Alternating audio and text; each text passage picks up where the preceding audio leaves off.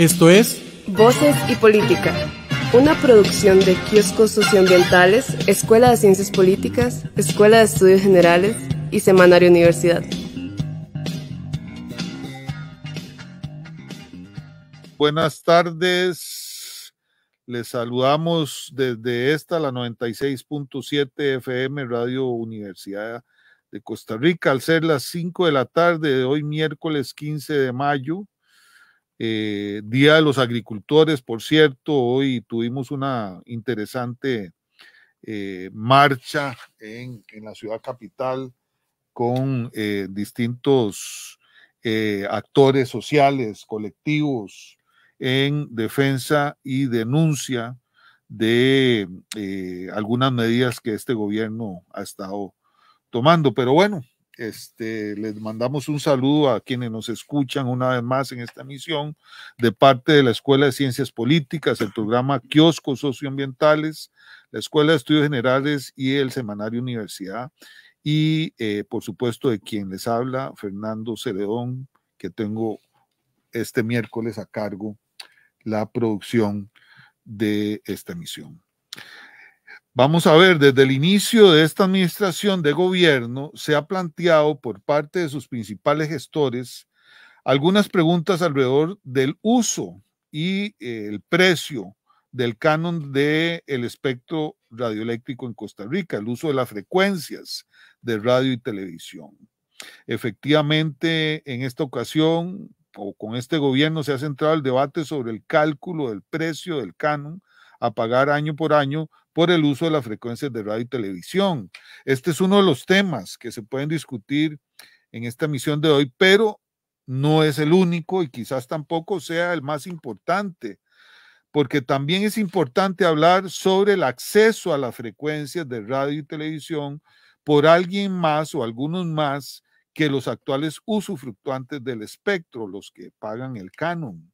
Es decir, el carácter de bien público supone, creemos, un principio de participación amplia, directamente relacionado con la calidad y defensa de las libertades que deberían caracterizar un sistema democrático en el siglo XXI.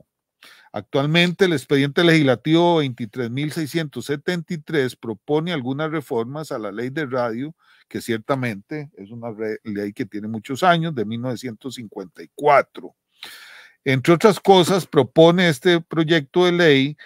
Particularmente se ha señalado la necesidad de clarificar el régimen sancionatorio y la actualización de los montos a aplicar por las concesiones de radiodifusión sonora y televisiva de acceso libre y gratuito, de forma que sean atinentes a la realidad del entorno actual. Dice además el expediente que es necesario garantizar que los servicios de radiodifusión por su interés público no se vean interrumpidos por problemas o limitaciones que enfrenten los operadores. También dice en otro párrafo, en este orden de ideas, la presente iniciativa de ley propone la reforma de edición de varios artículos a la ley 1758, ley de radio, que ya dijimos es del año 54, que tiene como fines principales clarificar el régimen sancionatorio, actualizar los montos de aplicación por las concesiones de radiodifusión sonora y televisiva de acceso libre y gratuito, de forma que sean atinentes a la realidad del entorno actual, así como, punto 3, garantizar la continuidad de los servicios de interés público de la radiodifusión. Este es un proyecto de ley que ha estado en discusión en la comisión, si no me equivoco, de gobierno. Proponente, me parece que el jefe de fracción de Liberación Nacional, Oscar Izquierdo, y otros diputados que lo han acompañado, Fabricio Alvarado, Eli Feinsack. Hoy la discusión se centra sobre todo en los costos, como ya dijimos, y el precio por el uso en particular. Este gobierno ha dicho que podría recoger un canon, es decir, podría recoger más platilla, acorde con la relación directamente proporcional entre la pauta publicitaria y las ganancias que los medios privados le significan estas ganancias en la línea comercial al difundirse esto en las emisoras. La propuesta básicamente lo que pretende es traer a tiempos actuales los costos y precios que por el momento parecen ser los que existían a mediados del siglo XX. Con la digitalización del espectro radioeléctrico hace algunos años también hubo discusiones y propuestas de un uso más intensivo y amplio de las bandas radioeléctricas por parte de un mayor número de medios de comunicación, no solo los tradicionales de carácter privado, sino también la inclusión de una mayor cantidad de medios, sobre todo de carácter comunitario. En el fondo también ampliar la calidad se buscaba, o la discusión por lo menos pretendía, que se generara pensamiento alrededor de la calidad, la cantidad y la diversidad de los contenidos con que una sociedad democrática merece estar informada. Hoy también asistimos al vértigo de la producción de contenidos en las redes sociales y particularmente la emergencia de los medios de comunicación explotados desde estas redes sociales, que a nuestro buen entender, por estar en plataformas, no son tan controladas de igual manera. No sé si esto será cierto, esto lo vamos a dilucidar. Ciertamente asistimos a la revolución de la banda 5G, a los usos de la inteligencia artificial para informar y comunicar. No podemos obviar que eso lo tenemos enfrente. Entonces nos preguntamos, ¿merece una discusión más allá de los simples precios de los cánones de uso el codiciado espectro radioeléctrico como bien público de este país? Para hablar tanto de lo que está pasando en la coyuntura actual como de la perspectiva histórica y de un contenido más amplio sobre el uso del espectro, es que vamos a contar con la presencia, estamos contando con la presencia del máster Óscar Jiménez, que es politólogo y comunicador, profesor universitario, investigador del PROLEDI y del SICOM de la Universidad de Costa Rica. Un gusto tenerte, Óscar, acá en los micrófonos de Radio Universidad. Hola, Fernando, y hola a todas las personas que nos escuchan y que nos ven, creo, también por redes sociales. Exactamente, por redes sociales. Un gusto estar acá para conversar de este tema tan importante. Voy a anunciar también a Giselle Bosa, que espero venga de camino. Está cayendo aquí un aguacero en San Pedro y es una hora pico. Espero que se pueda integrar, que es periodista y abogado, muy conocida, también es profesora universitaria y es la coordinadora del programa de libertad de expresión y derecho de información de la Universidad de Costa Rica, que precisamente me parece que surgió en un momento en que se estaba discutiendo reformas sobre la digitalización. Pero bueno, ojalá que ella pueda incorporarse. Pero vamos a comenzar con don Óscar Jiménez. Vamos a conversar. Él tiene experiencia en el tema y yo sé que también por ahí vamos a sacarle el jugo. Les recordamos a todos quienes nos escuchan desde la 96.7 Radio Universidad de Costa Rica, que esperamos, ojalá puedan participar, intercambiar con nosotros, ya sea a través de nuestras redes sociales o por medio de llamada telefónica al 22 34 32 33, perfil de Facebook, programa Voces y Política, y en Instagram como Voces y Política. Todavía no tenemos nada en TikTok, que es lo que parece estar desplazando a esto que ya suena viejito, ¿verdad, Óscar? Yo creo que sí, en algunos datos recientes TikTok ha venido creciendo junto con Instagram. Sí, sobre todo después de la pandemia, explotó, digamos, esa otra forma de comunicarse que se llama TikTok, y me imagino que ya han aparecido algunas cosas nuevas. Pero bueno, tal vez aprovechar que estás aquí y has estado haciendo investigación sobre este tema, y para que la gente, siempre nos gusta hacer como una introducción que ubique a las personas, digamos, en la dimensión del problema que estamos, sobre el cual estamos dialogando. Y nos gustaría ver si podríamos hacer brevemente una aproximación histórica a esto que nosotros llamamos codiciado, ¿verdad? Al uso, finalmente, de un bien público, que es el espectro, digamos, radioeléctrico o electromagnético también, como se conoce, que es por donde viajan las ondas de la radio y la televisión, sobre todo, ¿verdad? Sí, quizás eso es lo primero que me gustaría explicar, que el espectro radioeléctrico, cuando hablamos de espectro radioeléctrico, hablamos de un bien intangible. ¿Qué quiere decir intangible? Que no se puede ver, pero que está presente en todos los países del mundo. Y por este bien intangible o esta especie de espacio viajan ondas electromagnéticas y también por ahí viajan las señales de tecnologías que son fundamentales, al menos en el último siglo, para las sociedades y para los países y los estados, como pueden ser la telefonía celular, la radiodifusión, las señales de televisión abierta o las señales de radio como esta en la que estamos el día de hoy, claro, y que probablemente nos están escuchando. Y las de onda corta, que eso también. Probablemente nos están escuchando en su casa o en el carro, si van en el carro, gracias al espectro radioeléctrico. Y nos pueden estar viendo también, ¿verdad? También. Sí, en el caso de esas viajan por otro lado porque es lo de internet. Este espectro radioeléctrico, para que una persona lo pueda usar, requiere una especie de contrato. Jurídicamente, este espacio del cual les estoy hablando le pertenece al Estado. Es decir, es de todos y de todas, es un bien público. Sin embargo, el Estado lo puede concesionar. Es decir, se lo puede dar en concesión a una tercera persona, a un tercer actor, por medio de un contrato. Estos contratos son los que conocemos como los contratos para concesionar las frecuencias del espectro radioeléctrico. Entonces, cuando hablamos de este tema en el contexto actual, hablamos de que estos contratos que firmaron empresas y personas para poder utilizar el espectro radioeléctrico para emitir señales de radio o televisión, están llegando a su fin este año. Y ese vencimiento que va a ocurrir ahora en el mes de junio del 2024 es el que ha provocado toda la discusión que usted muy bien ubicó al inicio del programa. Una discusión donde han estado involucrados el presidente de la República, los concesionarios, llámense concesionarios de radio o de televisión, y también otros actores que han venido debatiendo y discutiendo sobre este tema desde hace décadas, quizás. Claro. Uno de ellos es la Universidad de Costa Rica, el PROLEDI, como usted bien lo mencionaba, y doña Giselle Boza, y otras son personas que están en estos momentos fuera del espectro, es decir, que no tienen contratos, pero han luchado durante años por tratar de entrar a ese espacio. Ahora vamos a ver un detalle de estas cosas, porque han mencionado actores, han mencionado por la arena, digamos, donde se discute y están las disputas, pero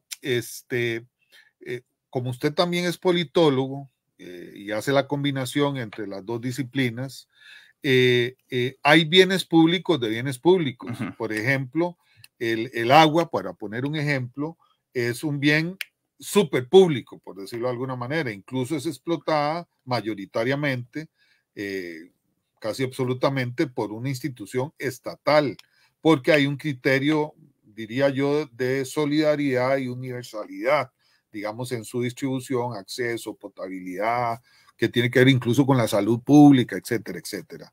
En cambio, por ejemplo, lo que es vías de comunicación y transporte, que también son, digamos, condiciones de bien público y que también son concesionadas, pues prácticamente desde los inicios, por lo menos en este país, han sido, digamos, explotadas en concesión, ¿verdad? Dados en concesión con permisos por el Estado a entes privados. Entonces, hago esta aclaración porque más o menos, bueno, en el año 54, la radio tenía como unos 30 años de haber sido, inventada, por decirlo de alguna manera, unos 35 años por ahí. Y la televisión estaba empezando a desarrollarse, aquí se va a desarrollar a finales de los 50, principios de los 60. Entonces, incluso este es un bien público, lo que quiero decir es que casi que desde que nace explotada por entes privados. En el caso particular de Costa, bueno, a esta intervención suya, Fernando, haría 3 anotaciones. Okay. La primera es que este bien intangible, el espectro radioeléctrico como bien intangible, según el inciso 14 del artículo 121 de la Constitución Política, es un bien público que no debe ni puede salir del dominio del Estado. Es cierto que el Estado firma contratos con terceras personas. Otorga permisos, pero por un tiempo determinado. Como segunda anotación, yo le diría que efectivamente este bien público, desde su nacimiento, acá en el caso costarricense, se le dio en concesión a personas privadas, pero eso no ha sido así en todo el mundo. Exactamente. Hay un modelo, por ejemplo, más cercano o más implementado en los países de Europa, donde el propio Estado empezó radio y televisión de carácter público. Por eso es que en Europa tenemos radio y televisión española, la RAI italiana o la BBC en Inglaterra.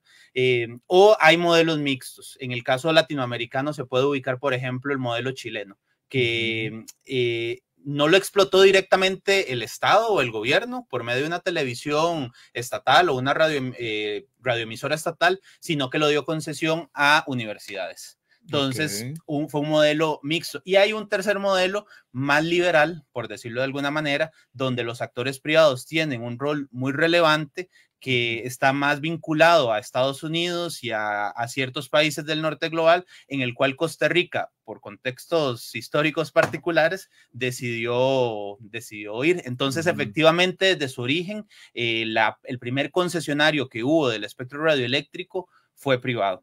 Ahora bien, ese desarrollo que ocurrió desde mediados del siglo pasado hasta la fecha ha pasado por diferentes momentos. ¿Cómo se empezó a adjudicar este espectro después de la primera mitad, o sea, en la segunda mitad del siglo XX, por lo que se ha denominado como un régimen de llegada? Entonces, básicamente, si usted llegaba y quería montar una televisora, o si usted llegaba y quería montar una radioemisora y demostraba que cumplía con ciertos requisitos mínimos, el Estado se lo daba. Eso sucedió así y ha sucedido así hasta la fecha. Tanto así, eso es otro de los elementos que creo que es importante en esta discusión, que según algunos registros históricos y según las investigaciones que hemos hecho, hasta la fecha 2024, desde la fecha que usted mencionó, 1954, no se ha adjudicado una sola frecuencia del espectro radioeléctrico por concurso público. Porque cuando el régimen de llegada se implementó, el espectro se fue llenando, se fue llenando, se fue llenando y, por decirlo de alguna manera, nos quedamos sin espacio. Entonces, esos tres apuntes me parecen importantes colocarlos en la discusión porque nos ubican un poco en las características históricas de lo que tenemos. Tenemos un régimen de llegada que provocó la exclusión de algunos actores e impidió que se hicieran procesos licitatorios un poco más transparentes. Tenemos una ley obsoleta de 1954 que cuando se emitió, como usted lo dice, ya existía la radio, pero la radio en amplitud modulada. Apenas estaba implementando la radio en FM y la televisión no había llegado. Y tenemos también un proceso en la actualidad donde los concesionarios son mayoritariamente privados, porque el origen propio de este proceso de adjudicación o este proceso de implementación de contratos estuvo apuntado hacia el mercado privado, dejando por fuera otras opciones de televisión pública, de radio, emisoras públicas, como sí ocurrió en el caso europeo, ocurrió en algunos casos sudamericanos donde se implementó un régimen mixto, por decirlo de alguna manera. ¿Usted considera en esta breve introducción, también desde la perspectiva histórica, que la discusión que hay a finales de los 70, cuando se crea la televisión y radio nacional, precisamente con apoyo del gobierno español, ¿verdad? Me parece que se trata, es un intento, no sé qué tan acabado, de desarrollar un híbrido, digamos, de algo que ya había comenzado a caminar con la idea de estas radios y televisoras nacionales que en Europa usted ya ha señalado que se habían desarrollado desde antes. La discusión que hubo para que entrara un canal público, digamos, y una radio pública, usted la ha estudiado, digamos, ¿cómo se discutió eso? ¿Hubo oposición de la empresa privada? En fin. ¿Ese es un momento de inflexión o no? Sí, inclusive podemos mencionar un momento previo, que es cuando se empezó a implementar la tecnología de televisión en Costa Rica. Hubo un intento de establecer o de darle esa primera concesión a la Universidad de Costa Rica. No he indagado a profundidad, pero en las actas del Consejo Universitario probablemente debe estar la discusión de cuando el gobierno le ofreció a Rodrigo Facio, al exrector Rodrigo Facio, implementar o ser uno de los primeros adjudicatarios de la televisión. En ese momento particular, los medios de comunicación escritos privados sí presentaron y argumentaron en editoriales su oposición a que la Universidad de Costa Rica pudiera explotar esa primera frecuencia. Claro. El que hubiera pasado no existe en ciencias sociales, ni existe en la investigación, pero uno no deja de preguntarse qué hubiera pasado. Seguro una discusión parecía, digamos, en la atención público-privada. En el caso de que ya 30 años después, en los 70, cuando el gobierno de Liberación Nacional de entonces busca apoyo español para implementar o fundar se concreta en la época de Carazo. El CINART, sí. También hubo oposición. Sí hubo oposición de algunos grupos privados de la comunicación que decían que no era idóneo que el Estado costarricense como Estado se metiera en un negocio como la radio o un negocio como la televisión. Eventualmente, y por supuesto, lo que se planteó originalmente como una radio y una televisión pública no se ha cumplido como tal. Y acá tenemos la situación actual de este gobierno, donde en lugar de tener una radio y una televisión pública, parece que tenemos una radio y una televisión gubernamental, que son dos cosas distintas. Sí. Completamente distintas. Para eso los invito a oír radio, ¿cómo se llama? La Radio Pública Nacional de los Estados Unidos, que es buenísima y que no tiene nada que ver con el gobierno, sino es una radio precisamente pública, ¿verdad?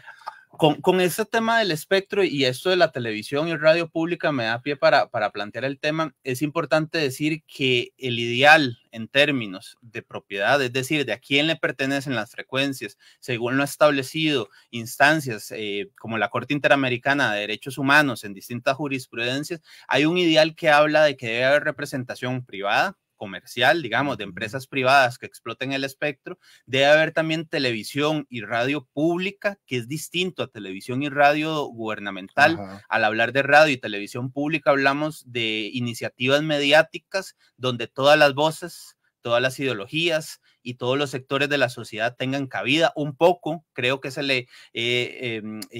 ejercicio que diariamente realiza la Universidad de Costa Rica con el canal y con la radio universitaria y la radio U, de brindar espacios para discutir estos temas. Y también hablan de una tercera forma de propiedad, que es una propiedad comunitaria o una propiedad de uso social, donde pueden tener acceso al espectro organizaciones como cooperativas, sindicatos o partidos políticos, grupos culturales, municipalidades que no entran en el caso, que no entran dentro de lo privado, pero que tampoco entran dentro de lo estatal.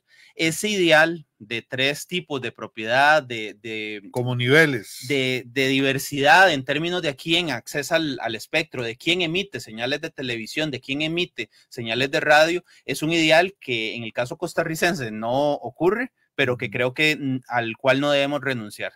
Es importante que en toda esta discusión que se ha abierto del tema del canon, del tema del vencimiento, no de las frecuencias, este tema de la propiedad diversa, plural, con representación de gente del sector privado, del Estado, de iniciativas de carácter público y de otras formas asociativas, llámense cooperativas, municipalidades, lo planteemos y lo planteemos con fuerza, porque de hecho hay es un ideal al que no deberíamos renunciar. Claro.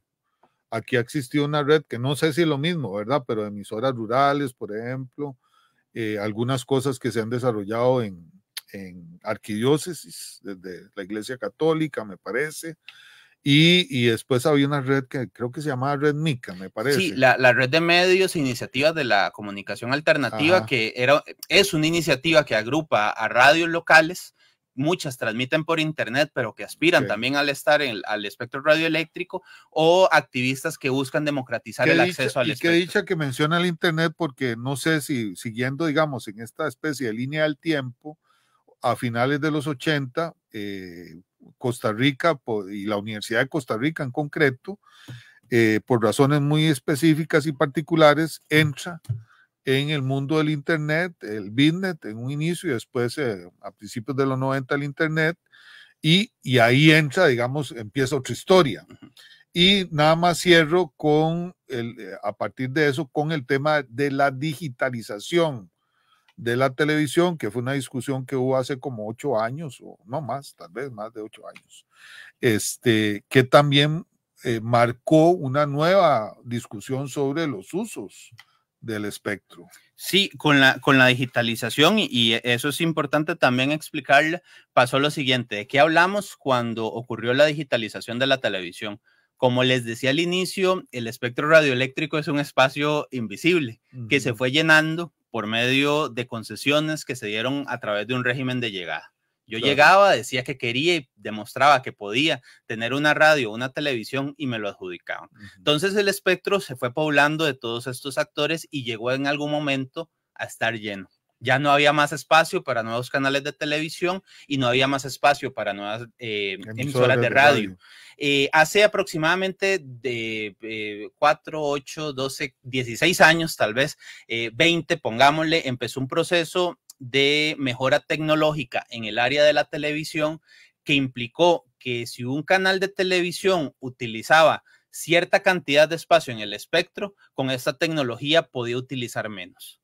Ese proceso conocido como más seguro, etcétera. Ese proceso conocido como digitalización, cuando se implementó en el país, que comenzó en la administración de Óscar Arias el proceso y 2006, 2010. 2006, 2010 y finalizó en la administración de Carlos Alvarado en el cuatrienio pasado, liberó espacio en el espectro radioeléctrico. Entonces, actualmente, en el caso de las radios, el espectro, por decirlo de alguna manera, dedicado o que se puede utilizar para radiodifusión, emisoras AM y FM, está completamente poblado, por decirlo de alguna manera, en el caso FM, perdón. Y en el caso de la televisión, gracias a ese proceso de digitalización, se liberó espacio. Hay más campo o hay campo para que puedan entrar nuevos actores. Entonces, la discusión de cuánto pagan, de si la ley es muy vieja o necesita mejoras o reformas de algún tipo, y el tema de del vencimiento, ¿no?, de estos contratos que firman los privados con el Estado para transmitir señales de radio y televisión, hay que enmarcarla también en este proceso donde en radio FM no hay campo, en principio, para que entren nuevos actores, y en televisión sí hay espacio generado gracias a ese proceso de digitalización que se finalizó en la administración presidencial pasada. Detalle: ¿cada cuánto se vencen la limitación, las concesiones, perdón? Eso es una discusión porque hay diversas interpretaciones. Hay un marco jurídico en este tema que es omiso, está desactualizado, pero en el caso de la radiodifusión, pero que es de carácter mixto. ¿A qué me refiero con carácter mixto? Hay dos legislaciones o cuerpos legales que regulan este tema. Por un lado está la ley de radio, que es de 1954, pero que si ustedes la revisan, en estos momentos tiene 13 o 14 artículos funcionales, lo cual es bastante escandaloso, porque en 13 o 14 artículos no se puede regular un negocio, un tema tan complejo como la radio y la televisión, pero aquellos temas que no estén regulados en la ley de radio, la Contraloría General de la República ha dicho que se tiene que legislar en función de lo que dice la Ley General de Telecomunicaciones, que fue parte de las leyes que se aprobaron tras la aprobación del TLC.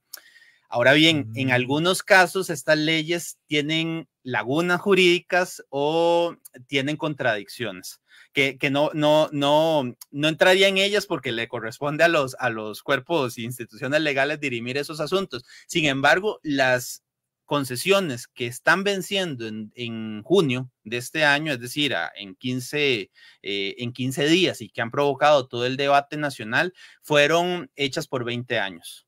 Entonces, se supone que las concesiones duran 20 años. 2004. 2004. Las concesiones duran 20 años, pero han recibido prórrogas sucesivas desde que fueron entregadas. Entonces, si bien hay una limitación legal de 20 años por cada una de las concesiones, en la práctica un mismo concesionario puede haber tenido una misma concesión desde hace 40, 50, 60, 80 años. Estamos hablando que la ley tiene 70 años. Exactamente. Y que si son ciclos de 20 años, no sé si voy bien, estamos hablando de tres permisos, por decir. Alguien puede ser que haya solo pedido 3 veces. O la primera y las prórrogas. Sí, tiene sus particularidades, porque en este régimen de llegada que yo dije que se empezó a implementar al inicio de este proceso, allá a mediados del siglo XX, por decirlo de manera muy amable y eufemística con la historia, había mucho desorden. Entonces, no siempre o no desde sus orígenes hubo una firma de un permiso con plazos establecidos. Okay. Eso empezó a ocurrir cuando ya la propia institucionalidad empezó a hacer control político sobre este tema y empezó a decir que si usted tiene una concesión del espectro radioeléctrico de acuerdo a la constitución política, tiene que ser por un plazo determinado, porque ese bien no le pertenece a usted, le pertenece al Estado. Y por tanto el Estado cada cierto tiempo tiene que determinar si usted tiene la capacidad económica para explotarlo, lo ha explotado de manera eficiente, ha cumplido con todo lo que el Estado le pide como el dueño de ese bien intangible. Pero sí, desde 2004 y desde mediados de los 90 hay un periodo establecido de 20 años que justamente es el que vence ahora en junio y ha provocado todo este revuelo entre los concesionarios de radio, de señales de radio y televisión y el presidente de la República y otros actores políticos del país. ¿Qué relación tiene esto para cerrar este primer, bueno, no, eso fue una introducción, pero de hecho ya nos metimos en la discusión, ¿verdad? El tema de todos estos medios que han aparecido en plataformas de redes sociales. Eso es otro tema, pero yo lo vinculo parcialmente a partir como de mi lectura política. De lo que estamos hablando acá son de los permisos que necesitan las empresas o actores para poder transmitir en el espectro radioeléctrico, señales de radio o televisión. Las señales que se emiten por internet, las radios que funcionan por Facebook, las iniciativas de comunicación que existen solamente en sitios web y que no utilizan el espectro, o los canales que transmiten únicamente por las parrillas de las cableras locales, de esas señales y de esos medios no estamos hablando en esta discusión. Okay. Ahora, no quiere decir que algunos de estos actores no aspiren a entrar al espectro radioeléctrico. Esa era la pregunta, digamos, que te iba a hacer ahora. Hay dos cosas. ¿Se abre o no la competencia, digamos? O sea, ¿va a haber competencia con el vencimiento de estos permisos? ¿Hay una expectativa de que eso suceda?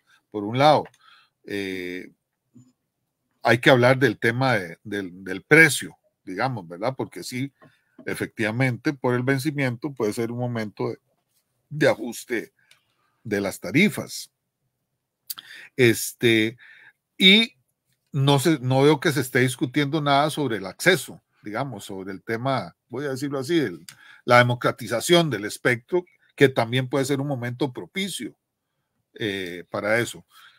Entonces, dicho esto, ¿de qué actores estamos hablando? ¿Quién está aquí compitiendo? ¿Quién está defendiendo? ¿Quién está contraatacando?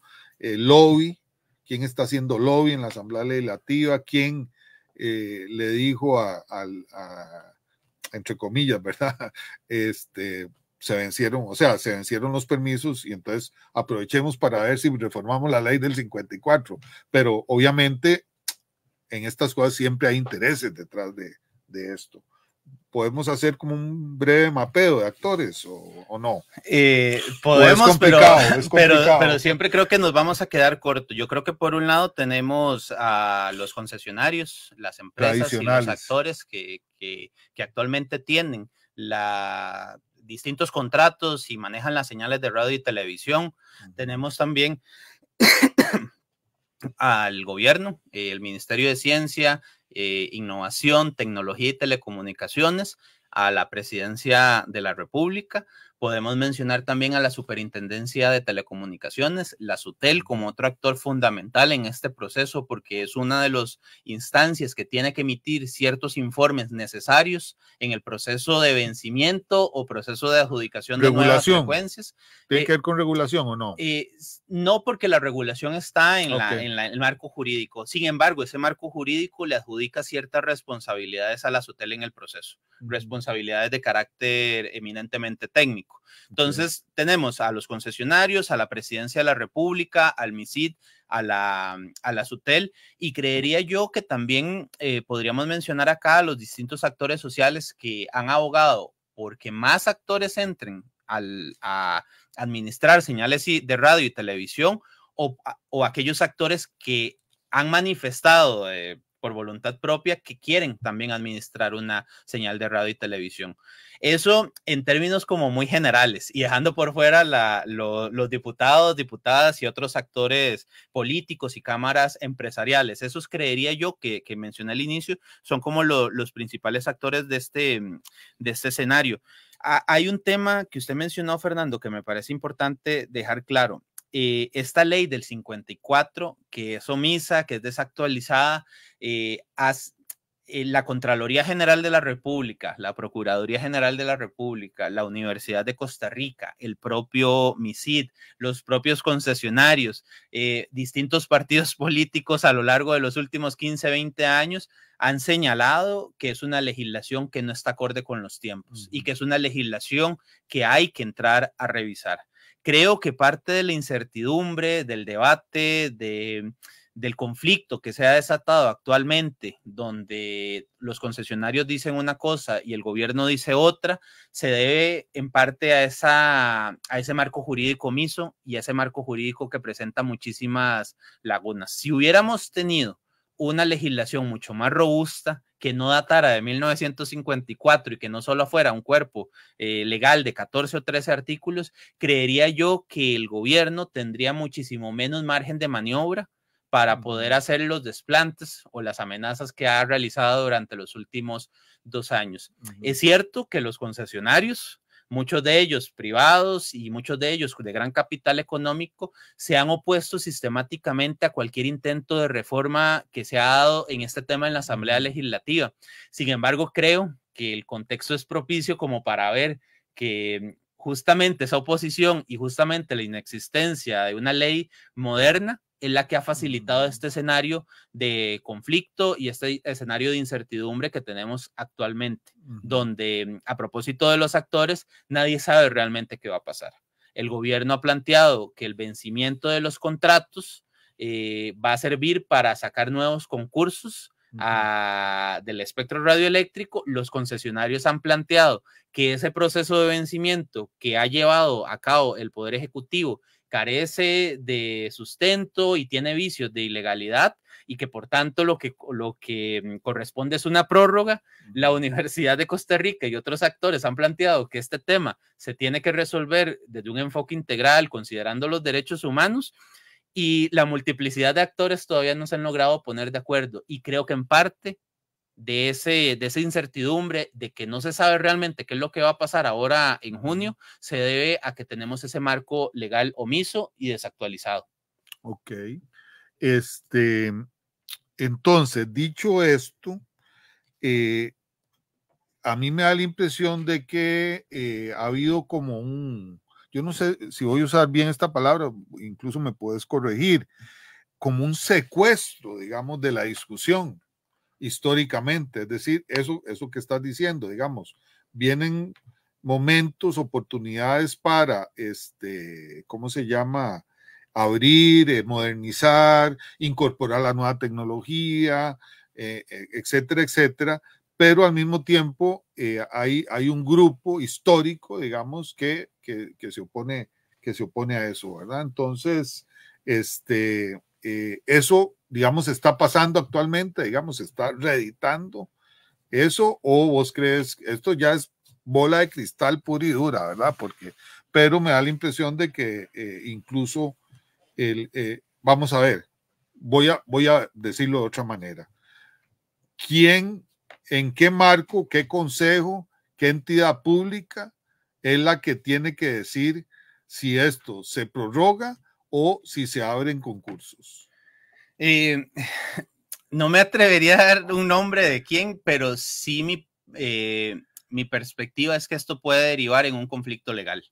Porque si bien es cierto, el Poder Ejecutivo tiene la potestad para decidir si se prorrogan o no los contratos, y creo que también tiene no solo ¿Arecep entra en algo aquí o no? Okay. Tiene la potestad de decidirlo legalmente y el derecho como Poder Ejecutivo.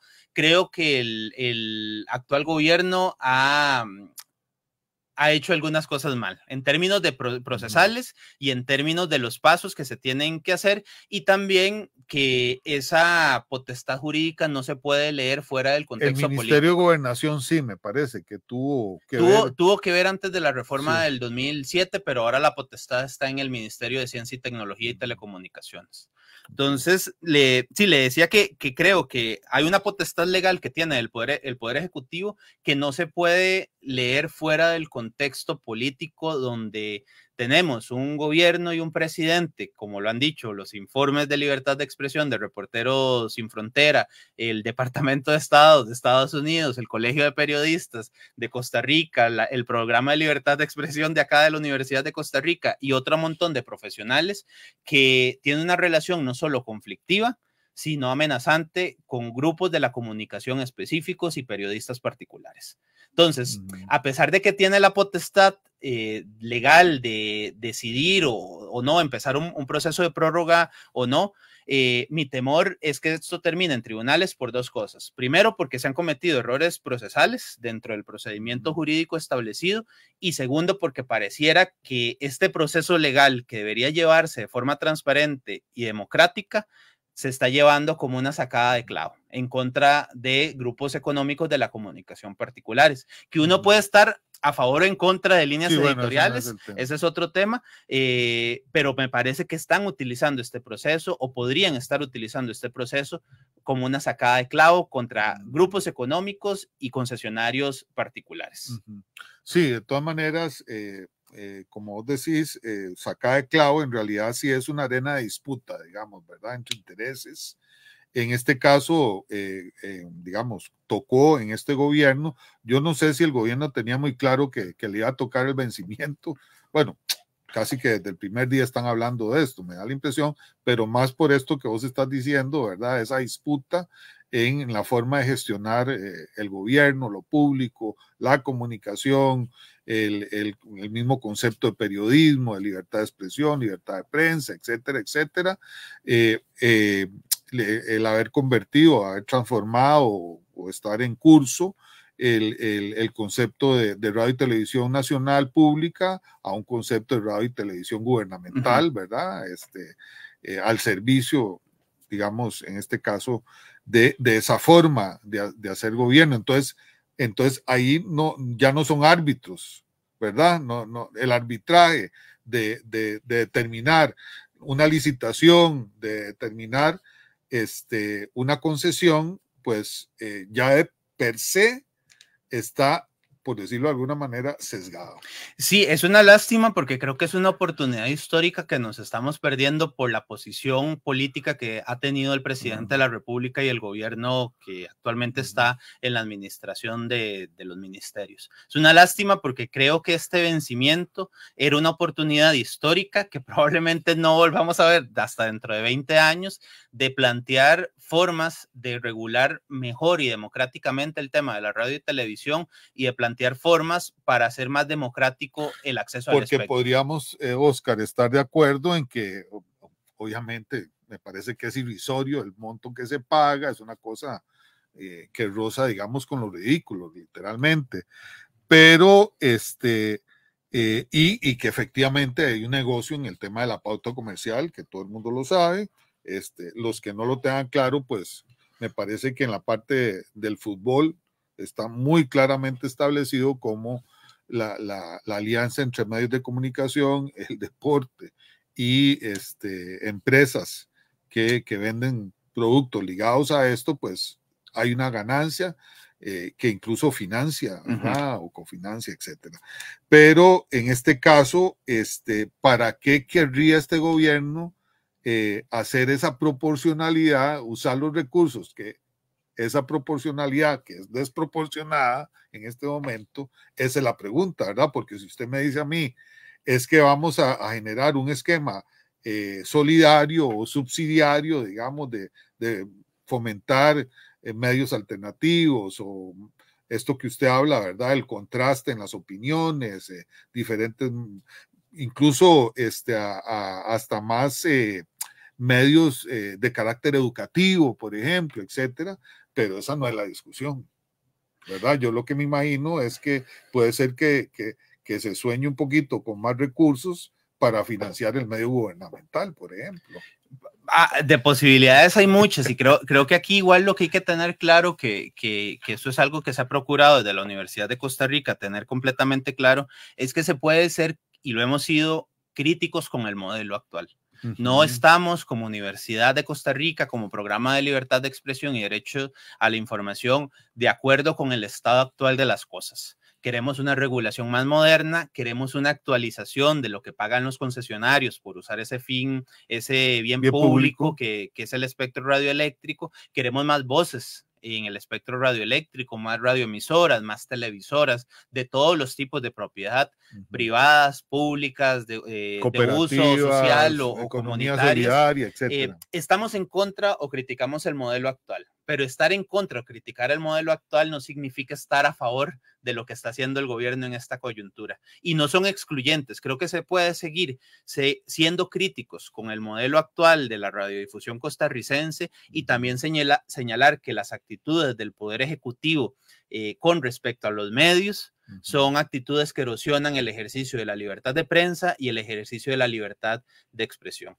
Tenemos que ver y señalar ambas cosas. Está mal la situación actual y hay que trabajar por mejorarla, pero está mal lo que hace el presidente Chávez o lo que hace el gobierno en contra de medios de comunicación, medios de prensa y periodistas específicos. He escuchado también en algunas ocasiones que en estos temas no deberíamos meternos porque al final se trata de una disputa entre élites, que puede ser una disputa entre élites, pero nuestro llamado más bien es que no es solo una disputa entre élites. Ahí también se está jugando el tema de la libertad de expresión, la libertad de prensa y el ejercicio periodístico libre, seguro e independiente que habíamos tenido en este país. Y cuando se plantea ese tema, yo lo que me pregunto es si el gobierno o el presidente se han logrado meter y han tratado, y en algunas ocasiones y momentáneamente lo han hecho posible, han tratado de hincar a ciertos grupos económicos de la comunicación poderosos que no harían con los más pequeños. Si pueden y se meten con los más grandes, como dice popularmente, ¿qué los detiene para meterse con los pequeños? Entonces, no sé a qué responde la actitud del gobierno y no me gustaría como especular. Sin embargo, sí me gustaría dejar claro que este tema no es un asunto únicamente de élites. Aquí se están jugando derechos humanos de la comunicación de las personas. Y segundo, que es perfectamente factible ser críticos con el modelo actual y ser críticos con la actitud del presidente y del gobierno en esta coyuntura, que están usando un proceso que debería servir para mejorar la situación para sacarse el clavo con algunos enemigos particulares. Sí, es una época, oía un colega del binarismo, de la bipolaridad, de establecer o estás conmigo, o estás contra mí, etcétera, ¿verdad? Es una época un poco complicada, compleja en ese sentido, pero al mismo tiempo es una oportunidad. Incluso me parece que también no alguno, sino varios artículos de la Constitución Política, acordémonos que ahora somos una república con participación, ¿verdad? Por eso se estableció el tema del referéndum, plebiscitos, pero también en el tema de los bienes públicos la discusión es válida y hoy por hoy parece que el momento está, digamos, siendo arrinconado a la discusión. Veámoslo en estos días con el tema del mercado eléctrico, por ejemplo. Hay un cuestionamiento a todo lo que en teoría es un monopolio del Estado o hay una participación importante del Estado porque se supone que el mercado es la panacea, etcétera, etcétera. Pero ciertamente en el carácter público del bien entra por el tema de la igualdad y la participación, no por el tema de la concentración y la desigualdad, precisamente, ¿verdad? Entonces, es decir que es interesante. Podríamos ver otras perspectivas, ¿verdad? Preocupante también, ¿verdad? Que esta discusión, y me alegra mucho que la universidad vuelva a plantear, porque yo sé que hace con el tema de la digitalización también, hubo comparecencias, me acuerdo, entre otras personas, igual Giselle fue a la asamblea, Giselle Bosa fue a la asamblea legislativa en su momento, etcétera, etcétera, y yo creo que esa es la labor, digamos, de la universidad, de mejorar la democracia, porque en el fondo estamos hablando de cómo podemos mejorar este aspecto de este bien público que tiene que ver con la democracia. Usted seguramente leyó en algún momento de su primera vida académica algunos textos de Robert Dahl. Uno es el de la poliarquía y una de las condiciones que es la democracia, ¿verdad? Sí, el tema de los múltiples poderes que hay en una democracia, y una de las condiciones sine qua non, me parece que no es discutible, es que en una democracia tiene que haber oposición, tiene que haber otredad, tiene que haber diferencia, tiene que haber oficialismo y oposición, perdedores y ganadores, y búsqueda de armonías y equilibrios, o cómo, digamos, empáticamente retejer a veces el tejido social, ¿verdad? Y ese no parece ser el momento en el que estamos, ¿verdad? O sea, parece que no puede haber oposición, o tenemos que pensar todos igual, estar en el mismo lado, etcétera, etcétera. Y me parece que eso está impactando esta discusión. Efectivamente, creo que como usted señala, Fernando, vivimos tiempos complejos y creo que esa complejidad se refleja en esta discusión particular de las frecuencias, del vencimiento de los contratos de concesión, del tema de los cánones, del tema de la legislación en radio y televisión. Es una discusión además donde hay muchos intereses económicos y políticos en juego. Sin embargo, a pesar de esa complejidad y ese montón de zonas grises que creo que hay en este tema, hay un mantra o hay una máxima que le he escuchado decir a doña Giselle muchas veces y que creo que nos puede orientar un poco en este tema o en qué hacer con respecto a este tema. Uno debe defender principios y no actores particulares. La pregunta que nos deberíamos plantear es, en todo este debate, ¿cómo y de qué manera se defiende o se garantiza de la mejor forma la libertad de expresión, la libertad de prensa y la democratización del espectro? Creo que cuando respondemos a esa pregunta, que parece sencilla, pero es muy compleja, más o menos uno va viendo como una luz en el camino, como que le aparece un faro que le ilumina el camino, y uno va tratando de ir caminando en este debate. ¿De qué manera o qué tenemos que hacer para que en este proceso y en este momento histórico se pueda garantizar de forma segura y se pueda garantizar para el futuro la libertad de prensa, la libertad de expresión y la democratización del espectro? En ese sentido, ya estamos llegando al final, Oscar, de este programa. Pasa el tiempo siempre muy rápido. Rápidamente, ¿en qué, por decir algo, en qué apartados de una nueva ley o de reforma, una reforma integral, aportó la universidad? Digamos, ¿cuáles son las áreas, voy a decirlo así, sensibles, digamos, de reforma? Por lo que he entendido que han mencionado, hubo una solicitud de criterio que se le hizo a la universidad sobre esta reforma que se está planteando ahora, ¿o me equivoco? La de Óscar Izquierdo. Sí. Sí. Bueno, la universidad históricamente, el ProLEDI, el Programa de Libertad de Expresión y Derecho a la Comunicación, y doña Giselle Bosa en particular, sí han tenido un rol protagónico en esta discusión durante los últimos 10 o 15 años. Han emitido pronunciamientos, se han emitido criterios con respecto a proyectos de ley, se han hecho planteamientos de los principios que se requiere para que el espectro radioeléctrico y el sistema de la radiodifusión nacional sea mucho más democrática, mucho más accesible, muchísimo más diversa y plural, y particularmente como parte de ese proceso también se ha emitido un criterio con respecto al proyecto de Óscar Izquierdo y se le han señalado ciertas falencias. Okay. Es cierto que tiene buenas intenciones y que busca actualizar los montos que actualmente pagan los concesionarios por explotar una frecuencia de radio y televisión, que son montos muy bajos. Sin embargo, presenta algunas carencias que la universidad señaló en el criterio que envió a la Asamblea Legislativa. La universidad y el ProLEDI han señalado que en esa modernización o en esa actualización de los cánones o de los montos que se pagan por explotar el espectro, se deberían considerar una multiplicidad de factores y no solamente un uso plano traído a la actualidad por el uso de las frecuencias. Se deberían considerar las ganancias económicas del grupo económico que explota la frecuencia. Se debería considerar si esa persona o esa empresa tiene una o varias frecuencias que explota al mismo tiempo. Se debería considerar también el tema de la cobertura, que tiene un medio de comunicación particular, sea radio o televisión, o el tema también de la potencia de la señal de ese medio. Entonces, la Universidad de Costa Rica ha aportado durante los últimos 15 años en este tema y particularmente emitió recientemente un criterio señalando algunas carencias del proyecto de Óscar Izquierdo. Gracias, Óscar Jiménez, experto de la Universidad de Costa Rica en estas temáticas.